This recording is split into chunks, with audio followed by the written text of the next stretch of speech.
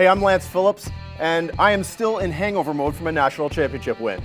I'm Josh Ryan, and between that and Colin Mockery and hometown hockey, I think I'm still hungover. That's entirely possible. Yeah. That's really gross, actually, if you're still hungover. Yeah, it's been a long weekend. What, did you drink a lot? No, it's so much excitement. This is The Gloves Are Off. This is it. The gloves are off. The new set. How exciting is this? Finally. Super pumped. Super pumped. Yeah, that was a really We were bad so high pumped five. that we did a typical white man high Yeah, five. that was so bad. But this is it. Lance Yeah. Phillips, Josh Ryan joining you for The Gloves Are Off. And I mean, the excitement level, as you can tell right now, is pretty high. Yeah, you're jacked, I'm jacked. Let's get going, let's get started. Let's get started. We're going to start with Lakeland Rustlers, a national championship win for the women's volleyball team. Not only did they dominate in the conference championships, they also went to Victoria and stomped the competition, i.e. VIU, the best ranked team in the country. No longer. What an incredible win. I mean, what an incredible weekend of volleyball for the Lakeland Rustlers. A marathon match in the first round to get through the MSVU Mystics from out east. And then, as you said, best team in the country, VIU, defending national champions, 3 straight sets to take them down. And then the host Kemiston Chargers, who were playing pretty well themselves, sold out home crowd. Rustlers silenced that crowd right away. Hey, how about that #1 ranking for VIU? What about the #4 ranking for Lakeland? Mistake there?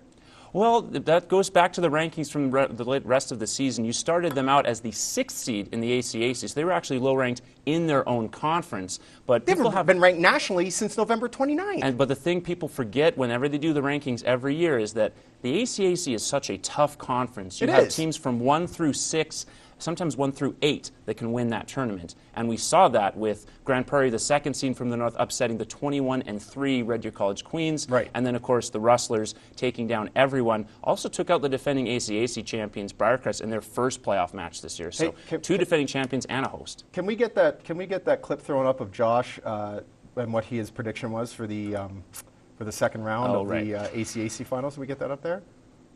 Right.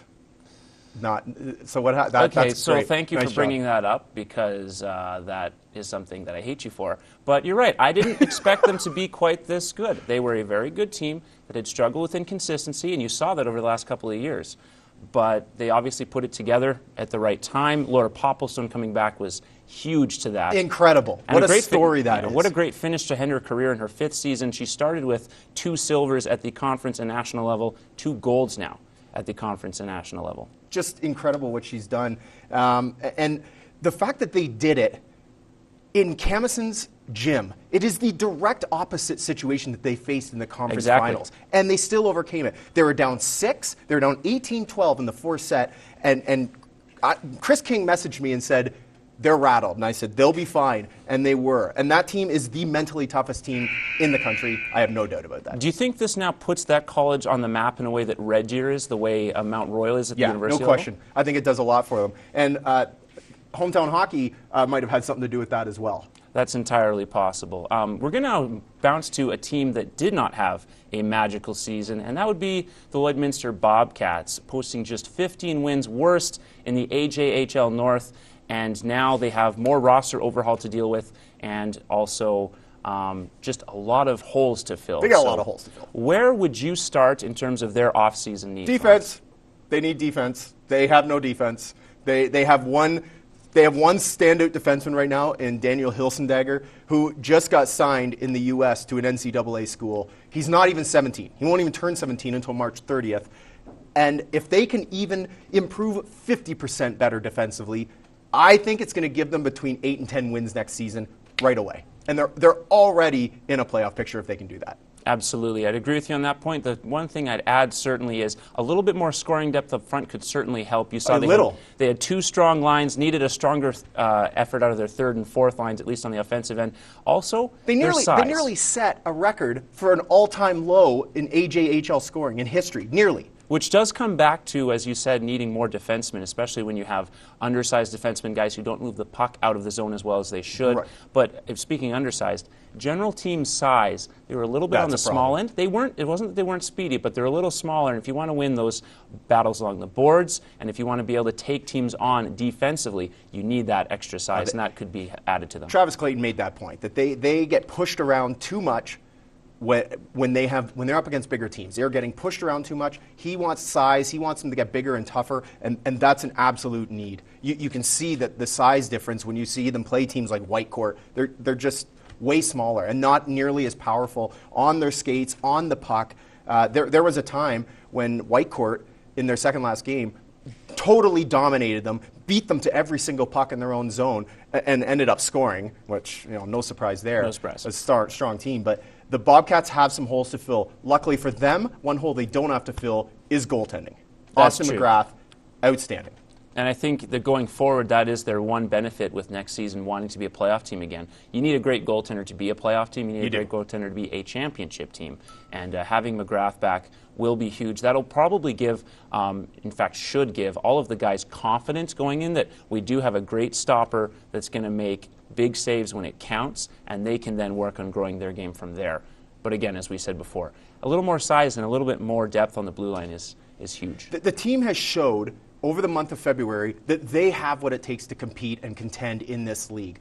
Austin McGrath is a big, big part of that. And I always say it's easy to be a good goaltender on a good team. It's hard to be a great goaltender on a not-so-good team. And he was a great goaltender on a not-so-good team. That being said, February, they had a great month, and he played great for them. That's a big point that they can build around. Holy Rosary Raiders stomped the competition, for lack of a better term, in the zone finals. The boys and the girls, both senior, started off with two 70 and almost 80-point wins against Bonnyville. And they rumbled straight through the zones. They're on their way to provincials. But they're seeded 11th out of 12 teams. What is this? Is this a sign that the fact that this zone is not strong, or that the provincials just have that much better teams than they do Holy Rosary? I think it has to lean towards the latter. You look at the Edmonton and Calgary zones tend to have really strong teams every year, and the only zone that really seems to challenge them is out in the south, where you have schools like Raymond, schools out of Lethbridge that have really strong basketball teams there. These Holy Rosary teams, as we were saying off camera earlier, the women's team lost a game to Bev Facey earlier this season. Admittedly a 4A team, but it was a wide gap in that win. And so you're going to see teams like that at the provincial level, even at the 3A level, then that's a different level of competition than what they see at zones, hence the ranking. And Josh Lyons, our head coach, made a point of saying he's not entirely sure if the team is ready to compete against that level of team like Bev Facey. He sees improvement. They have improved. He just doesn't know if they're quite there yet. Elisa Banez, who's their point guard, she's a standout for them. She always has been all season long. They're going to need big contributions from her, and they're going to need to stay out of foul trouble. They need to get Taryn Bender. One of their big bodies, she needs to be aggressive down low if they're going to have success. I still don't know if they have what it takes to win provincially, but they've definitely improved since even their own Holy Rosary tournament earlier this season. And it's the same to the guys' points. You look at the team they're going to face in the first round, Blessed Oscar out of Edmonton, one of the Catholic schools there. They went to the city finals, beat Beaumont handily to get there before eventually losing. But that's the type of competition you're going to see, these top 2 or 3 teams from Edmonton that aren't even the top 2 or 3 seeds in the tournament. So that's what you do. Zones is a great accomplishment to win it as handily as both teams did, but the provincial level, there's so many schools and so many different basketball-hungry cities in this province that it's a next level that they can then eventually work towards. Yeah, and the senior boys have been a bit of a model of inconsistency. They've struggled at times this year, and then at other times they've showed dominance. They've got some really great young players that they're going to bring back next season. I go to Ethan Patterson, who's a guy that isn't afraid to get his hands dirty in around the post. And I like the way he plays, and they'll need a big contribution from him. But this team, again, ranked 11th, I feel like they're better than that. But they haven't had a lot of competition this year. I mean, if you look at the teams they've played, they've rolled for the most part. And perhaps an upset here would help that ranking going forward into future tournaments. And speaking, we're going to go back to the Lakeland Rustlers again. A little bit of this surprise. is a bone of contention. A little bit of surprise for some people that they didn't have a hometown player win MVP. Rather, the actual hometown team, the Chargers, got MVP, courtesy of Michelle Zygmunt, the outside hitter who was admittedly fantastic for the Chargers all weekend, both attacking and serving, almost took apart the Rustlers despite their 2-set lead. Okay, and she was pretty good, but with that, do you think that was the correct decision to make her MVP? no, there's Clearly no way. When do you see MVPs given to the team that doesn't win? Ron Hextall in 1987. with the Okay, Flyers. I understand it if they're standouts. Like if they're there's nobody close. Anna Kakus, which we'll get into her last name shortly, but Anna Kakus was fantastic in the championship match. She was fantastic, and she was steady for the Rustlers all tournament. You could make a case for a few of the Rustlers players, but especially her. She was excellent. She served well. She was very offensive. She struck the ball well. If you have two players that are even somewhat close, you have to give it to the team that won the tournament, and Kuss should have been the MVP. Now, you say two players that were close. Becker and Kuss had the same number of kills in the final. You had a great match from Ray Sigurdsson. Okay, great matches now we from got Chelsea. three players in the Chelsea mix. Steinle and Alyssa Grondin had great matches. You also had, Laura Popplestone be really consistent again. Right. Admittedly, I don't think she was as good as she was at the conference championship where she won MVP. But they really did do this by committee. Like all 6, 7 key players, and even the girls off the bench played very well to get them to that point. Whereas with the Chargers, they really had to rely on 2 players, but especially one player. Yeah, and that's Sigmund, for sure. And I would say that if you match the 2 rosters up together, the Rustlers roster clearly better. But Zygmunt was at times unstoppable. Well, she was the reason. Lights out. She was the reason that the Chargers actually even won that 3rd set, and were winning the 4th. And also the reason she was borderline unstoppable. Also, the reason they got to the final is they had to get through 5 sets against the Humber Hawks, the champion out of the OCAA, and also to beat the Grand Prairie Wolves. So who did tough. Lakeland. But they did it by committee, and that's where the difference come on, is. man. They still, I can't. When you have teams that are 2 players that are that close, and 3, as you mentioned, Becker, it's got to go to the team that wins the championship. How did they win the championship? By committee totally? I personally believe they won by committee. And that's not a disrespect to Anna Kakus. It's not a disrespect to Alyssa Grondin or Ray Sigurdsson. They were all really, really good, especially in that final. But to me, it wasn't one player that really stood out. It was just a total team effort. You saw that even with the amount of offensive input that the other players had. Normally, they have to rely heavily on Becker and Kuss to get their kills. They got plenty of kills out of the middle. Plenty of kills from Avery Maginel, who was fantastic. Still a mistake. It's still a Agree to huge disagree. mistake. Agreed. I'm not agreeing with anything on that front. That's a huge error. That's a huge error. Says you.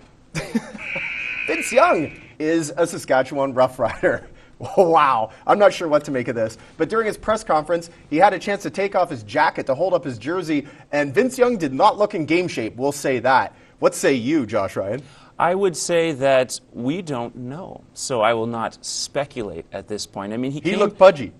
230 pounds, 6'5". That's not terribly uncommon in that sport. And you could say he's pudgy, but he's also used to having played at a higher level than what the CFL is. If the Riders staff is happy behind the scenes, they saw him work out, maybe he didn't look extremely fit, but if he's throwing the ball well, then that's the first step. And he has another month or 2 here, certainly, to slowly get his way back into game shape. I'm 185 and 6 feet tall, and I'm pudgy.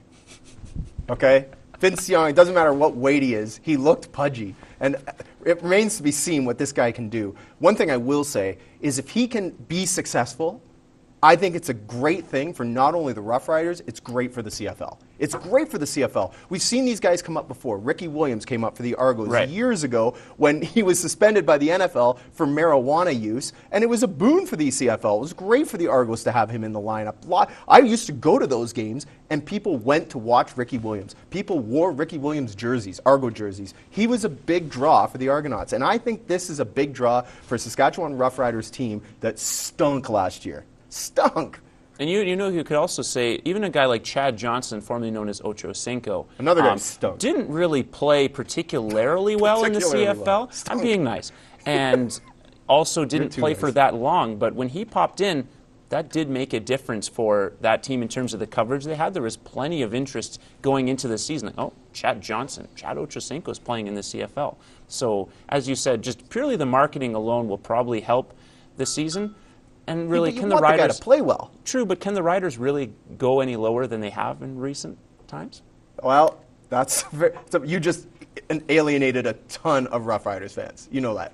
And we're in the heat of Rider country. I'm not crapping on the Riders. I'm just saying times haven't been great. Can they get it much worse? Times have not been great. No, and that's what I say, is this guy can be successful. I'm just not sure he's going to be successful. The CFL is a much different game than the NFL, and he stunk in the NFL. He was not great in the NFL. So I'm not sure he's going to adapt to people are always saying the NFL is such a better game. The NFL is it's a better production. But I'm not convinced that NFL players can come north and play the CFL game well. And you're saying he didn't play, wasn't he a 2-time Pro Bowler? Didn't he play for the NFL for almost 10 years? I don't put a ton into the Pro Bowl. Stunk might be a harsh term in the NFL. In fact, it is a harsh term. He wasn't great in the NFL, though. If he was great in the NFL, he would have been a Super Bowl champion. Yeah, but Tony Romo's been great, and he's not a Super Bowl champion. Tony Romo has not been great. He's been injured all the time. Okay, enough about your Romo takes. But something else that Lance does love is Blue Jays baseball. I do love and baseball. They are having a bit of a controversy again for the first time really since Edward Encarnacion officially left the club to play for the Cleveland Indians. Now they have an issue at first base. You've got Justin Smoke, who just can't seem to hit a beach ball to save his life. Then you've got Steve Pearce and Kendrys Morales on the depth chart, where not a lot of people seem to have much confidence that they can take over that spot, especially with Morales as a defensive liability. Lance, what do you think the solution is to plugging in that Blue Jays first base slot? If we're talking plugs, we're talking Justin Smoke. If we're talking plugging anything, Justin Smoke is the plug. You're all about fire today.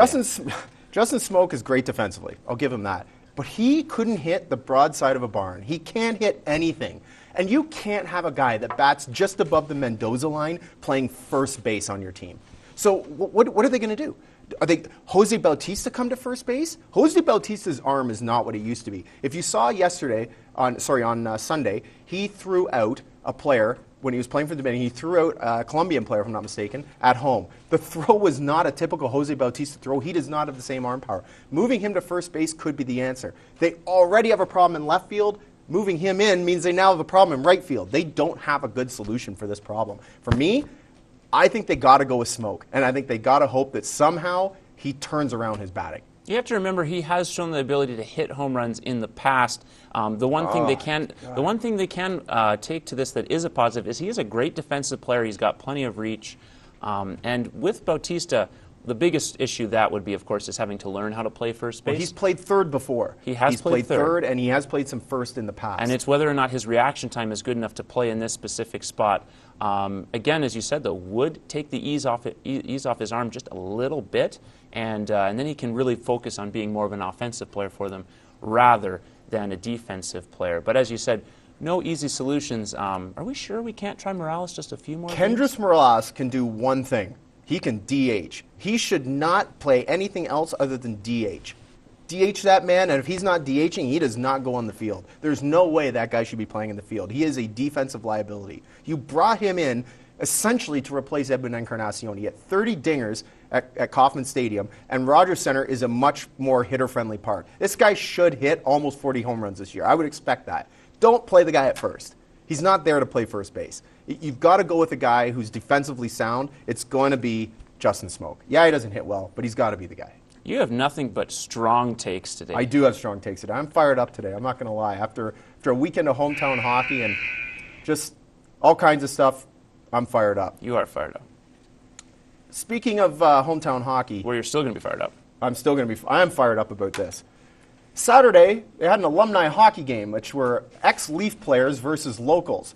And when an announcement first came out of this event, $1,000 were what they were charging local players to play in the game. $1,000. Not surprisingly, they didn't get anybody to bite. So they lowered it to $500, and people paid $500 to play against guys like Rick Vive, Dan Daou.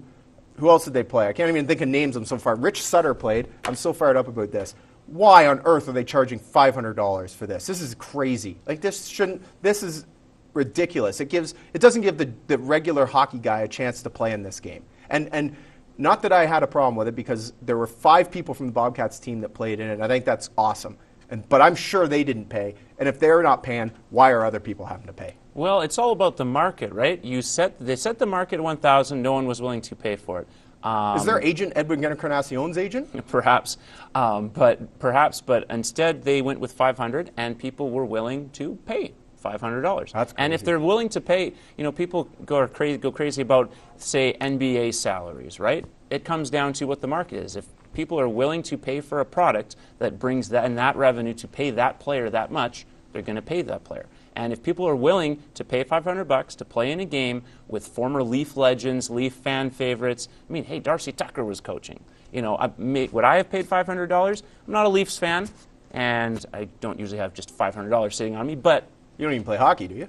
Oh, I play a little hockey, just not very well. Hockey. But that doesn't mean someone else who owns a business or has a little bit of savings left or is just a diehard Rick Vaive fan. Then, you know what? That's why you go in and you pay that money to participate in that game. Does it limit some of the population who would want to play in it? Sure, but it is what it is, and ultimately that's where the money's going. I can't imagine paying $500 to play in a game that wasn't even real. That's crazy. It is for them. It is for the players who play in it. Right? Oh my gosh. Would you wouldn't pay $500 to play in that? No, but if it was, if you had $500, would you pay $500? If it was a Calgary Flames alumni game with Jerome McGinley playing in it and Al McInnes and Lanny McDonald, I mean, I'd find a way to come up with $500. I think I'd be tempted. Are you serious? That's Lanny McDonald, man. Have you seen that stash? I just don't agree with the amount they're charging to play in that game. It is a steep amount. I'm not going to disagree. It is a steep amount. But it's whether or not the market... I'd rather see them lower that amount and see some other...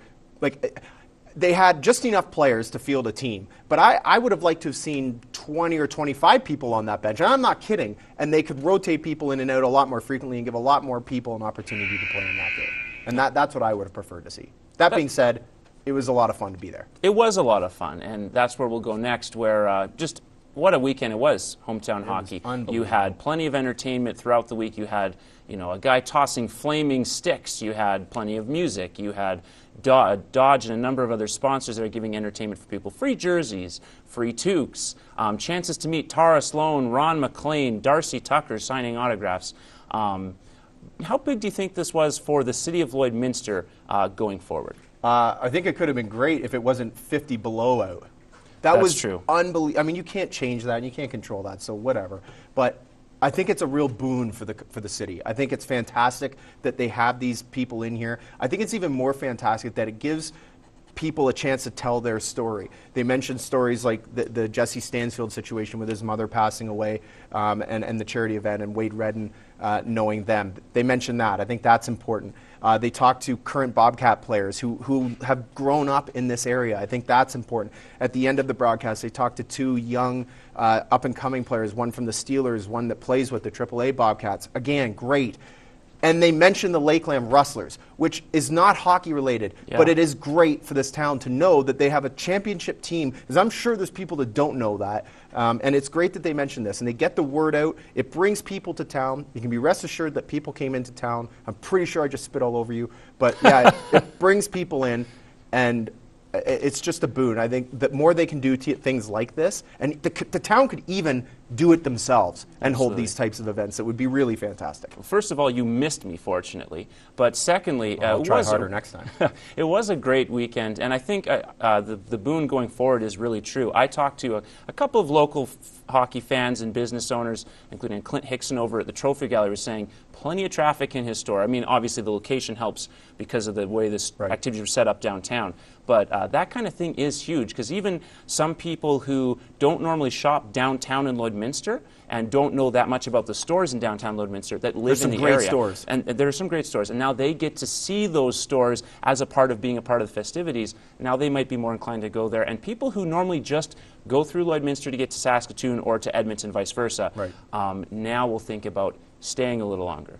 Taking an afternoon to go down the mall or go down through that downtown area. Yeah. And as you said, too, it's going to be huge for minor hockey. As someone who grew up in a very small community, I have an affinity for shopping locally. I think that's hugely important. And there's a lot of great stores downtown that don't get the attention that they should get. And they're locally owned and operated, which is even more important. And this event brought a lot of focus to that area. And I think it's fantastic. And this, like I said, cities should do more things like this, even on their own, to bring that attention downtown.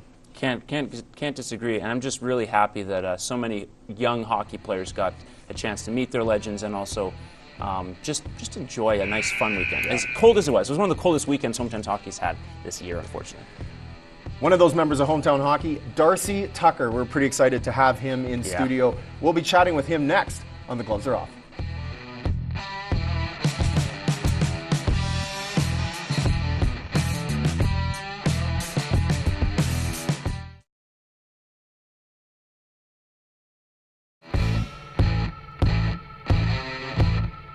If you can't score, you might as well drop the gloves.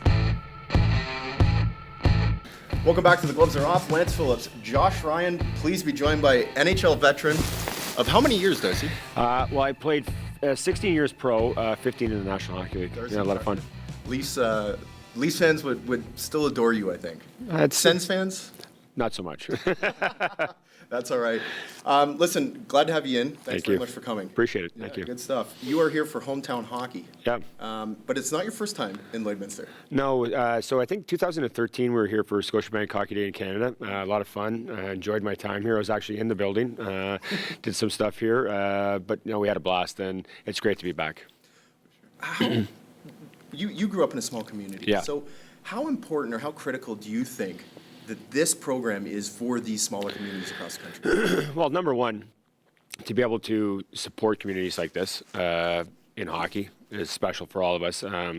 We support over 8,000 teams, Scotiabank does, across Canada. And Lloydminster is one of those cities and towns that is special to come to because everybody appreciates the hockey. The Bobcats, local team here, a lot of fun to watch.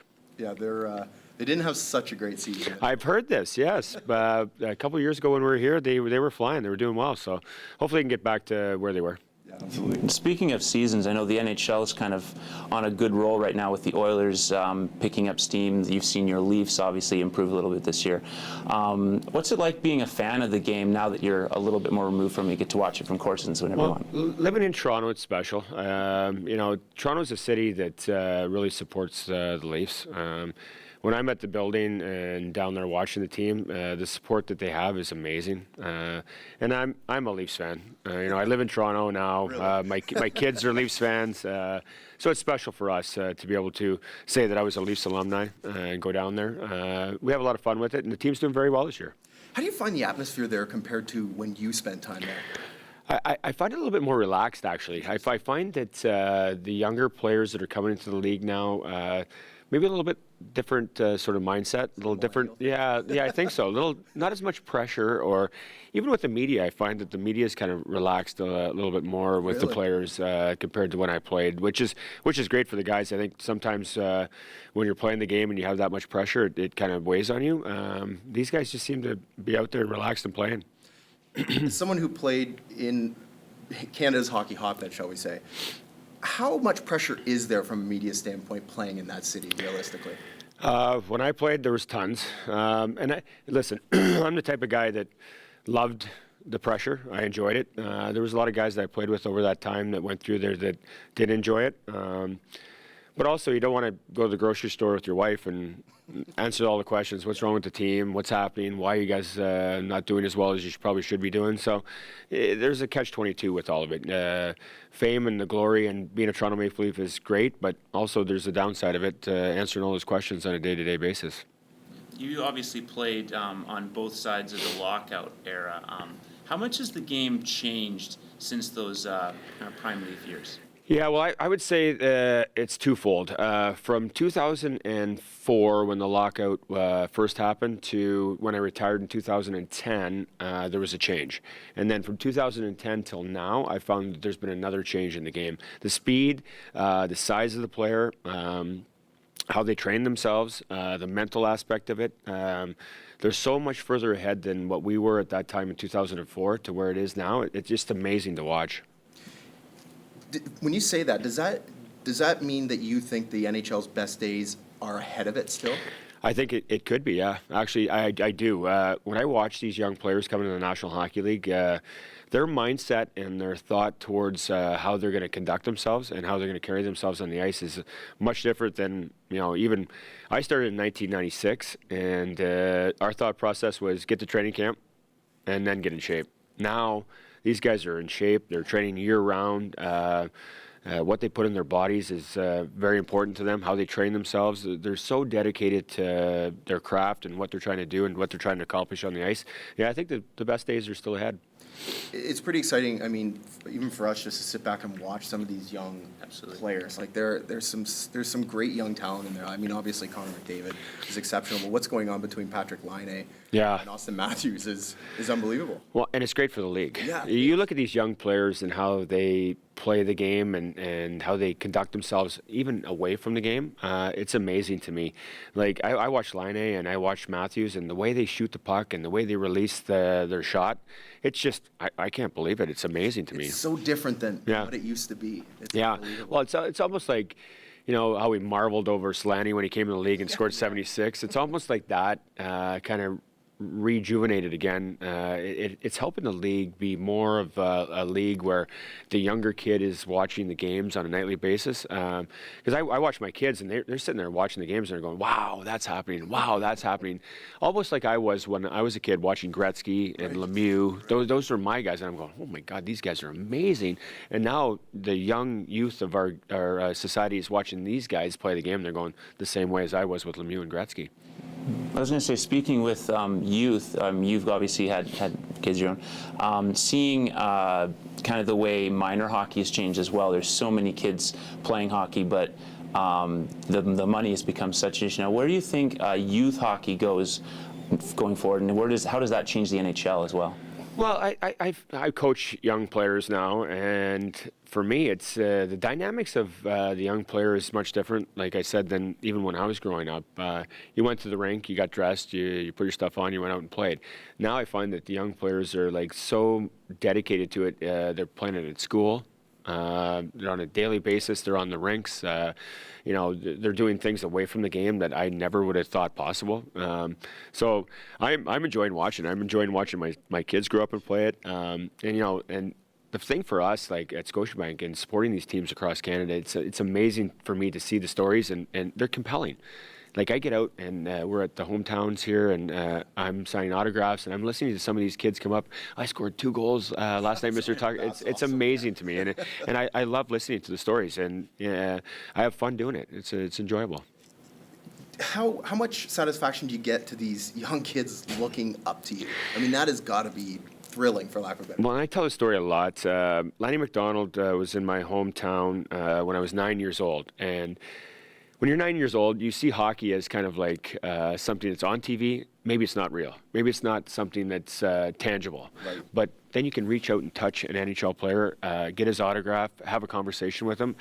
For me, that was kind of the turning point in my life where I said, wow, this is actually something that I could do for a living. It's something that is tangible, and I can reach out and touch it. And Lenny made that difference in my life. And for me, that was kind of like when I said to myself, wow, I can actually play in the National Hockey League.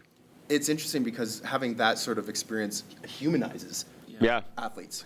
Absolutely does. And Lanny with his big mustache and rolling into, Lanny's Lanny. Not any smaller either. I could see him on TV, but I couldn't actually reach out and touch him. To have that opportunity to sign an autograph and have a conversation with him and be there with my dad was special. I think anytime you get to spend some time with your family and be able to reach out and touch somebody, and that's why I love doing the hometown hockeys with Scotiabank, is I get out and I get to see these kids. They can reach out and touch me, and actually it's livable, and it's kind of a dream come true for them in a way.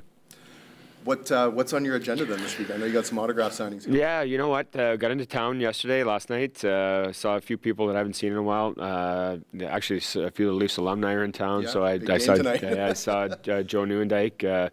Unfortunately, I got a bad hip, so I won't be playing in the game. So I'll be coaching tonight. I'll pull out my best Pat Quinn impersonation and maybe throw my gum around a little bit out there. So. Nice.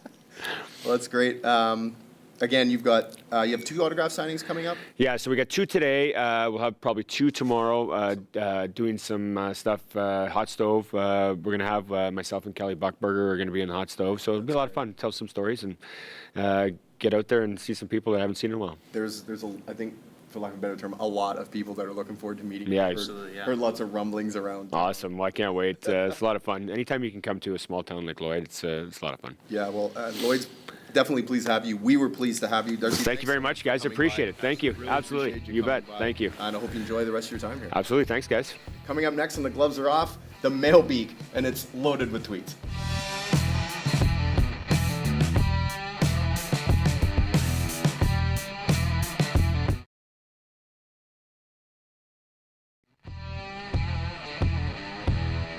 We're back. You can keep your gloves on, but ours are off. Welcome back to The Gloves Are Off. This is the mail beak. The mail beak. Well, you can see the beak. You can see the beak.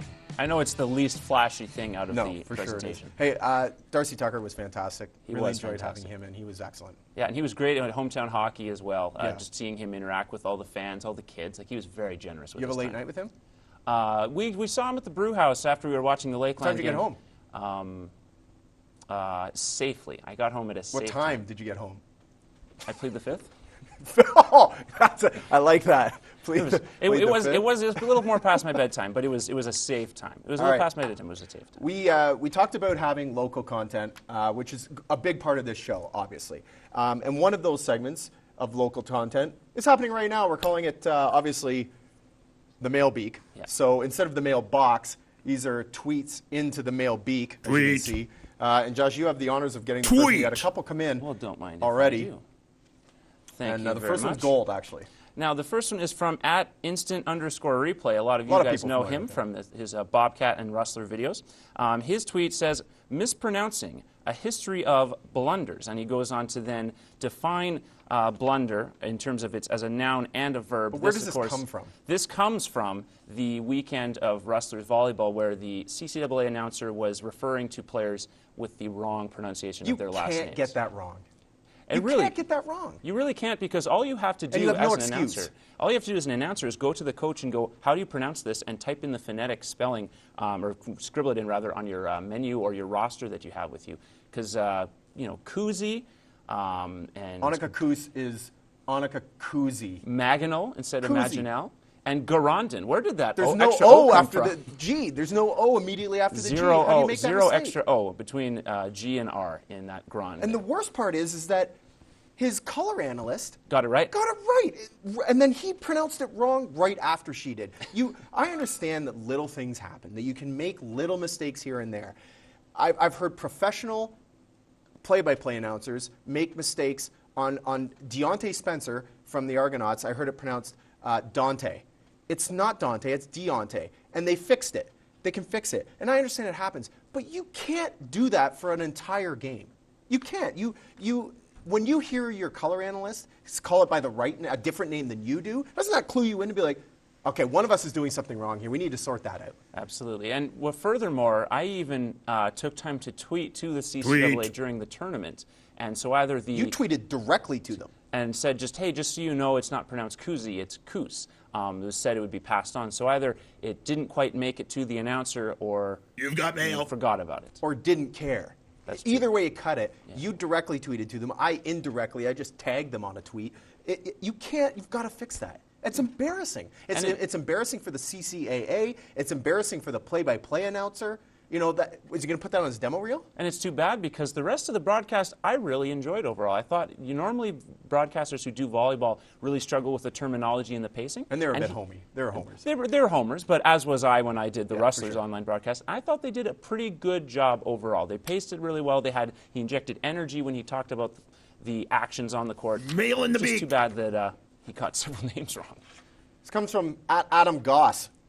Gloves TV. Vince Young is a Rough Rider. Is this a marketing ploy? Yes, even in Saskatchewan, he puts in brackets. Or do they really think he's the answer? What do you think? I think it could be both. I mean, how can you have an ex-NFL player, a notable ex-NFL player? I mean, how can it not be on some level a marketing ploy? Because I mean, heck, the CFL has obviously struggled with the Canadian dollar being down, ratings being down, so they need all the publicity they can get, and the riders certainly need all the publicity they can get with having struggled since their championship. So this automatically gives them that publicity they'd want, but it could still be a potentially good deal where he's a good CFL quarterback that can throw the ball. The one thing the Saskatchewan Roughriders don't need is a marketing play, because they have the biggest fan base on all of the CFL. They actually think this guy can win. I think that they believe this guy is going to win games for them. And I'm not convinced, and I don't think he's going to. I think Kevin Glenn is going to end up being their starting quarterback. If he doesn't start the season and Vince Young does, Kevin Glenn will be the starter at some point, because Vince Young is not going to get it done. But perhaps, you don't just have fans in Saskatchewan who buy tickets. You have plenty of Riders fans all across the country. Perhaps they still just get that preseason coverage they need. But still, if you've got that massive fan base, you don't need a marketing play. It could still be both. Oh, my gosh. I like both. All right. Our next topic coming up is Score This. That is going to be a lot of fun. Indeed. That is coming up next on The Gloves Are Off.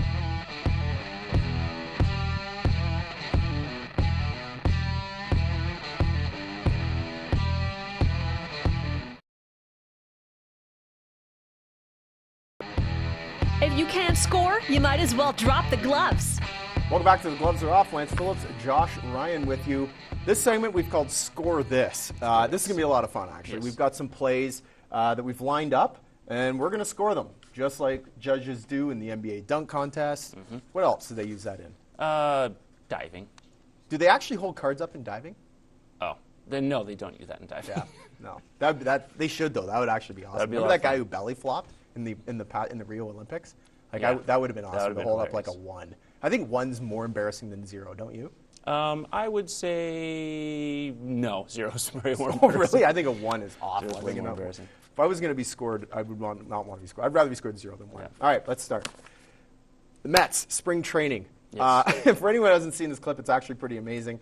Louis Guillaume made an incredible one-handed catch on a bat that left the batter's hand. All the Mets scrambled in the dugout, as you can see, and he made this catch. Josh Ryan, what do you score that catch? That was pretty impressive. A 9. A 9? Not only did he catch it perfectly, he didn't have to bobble it or anything, he also managed to make it look really easy. Like, whatever. I do this every day. That's a 9. 9. That Hard was 9. impressive. Hard That was 9. honestly one of the more impressive catches I've seen. Like, everybody else bolted, and he made the grab. And he did it just, like, so casually. No problem. Didn't even celebrate after. In a softball game. Minor softball game, this gentleman hitting the ball. This looks like a co-ed game, if you ask me. Slid into first base. Does that look painful to you? I cringed hard. Honestly, watching it this. looked like he broke his back. It looks like his back was broken there. Yeah. What do you give the slide? I would give, now the slide itself, I would have initially given like a 4 because it's not a good slide. But the fact we that go. he survived, at least, I went 7. Oh. I went 7. he survived though. His back If he'd didn't snap. stuck the landing, like he'd actually bent over and stuck the feet on the base and then popped up from it, that would have been a 10. But he couldn't stick the landing, so I gave him a 7. Okay. I'm just happy he's alive. Honestly, that looked painful. And you see the first base coach walk, he just saunters over. Like, you look like you're okay. That honestly, I don't know how the guy got up. All right, He did get up though. save the best for last. Yes. Phoenix Suns mascot is a gorilla. I still haven't figured out why the Phoenix Suns mascot is even a gorilla. Do you know? Because it's basketball and they want it to be more athletic, I guess. It's kind of hard to, like, what, just a big round sun isn't that fun, right? Yeah, no, for sure. During a game, the gorilla looked like he lost what apparently was a drumstick. It looks a lot bigger than a drumstick on the court, and slid out to get it while play was happening. And it wasn't happening at the other end. It was happening in their end. At the end, the gorilla was in, and he slid out and got back before anyone got hurt, essentially. What did you give the gorilla? It wasn't quite as good for me. Sorry, wasn't best for last. I love 10. I love that slide, and I love the mascot actually, but it's not as good as that casual bat flip catch. And It's incredible. mean- It's an incredibly athletic play by the gorilla. it is an athletic play, and it He spawns a lot slid of out great. head first, grabbed the stick, and got back without anything happening. Someone could have broken their ankle if they stepped on that drumstick. True, and he did also spawn many great YouTube videos that we've now been able to watch since. It's an unbelievable play. But it's again, an unbelievable play. That catch, though, still takes it for me. Oh, unbelievable. All right, coming up on the other side, best and worst of the week. I'm looking forward to this. I have a feeling that people are going to realize what our best is. Yeah, for sure. That's on the other side.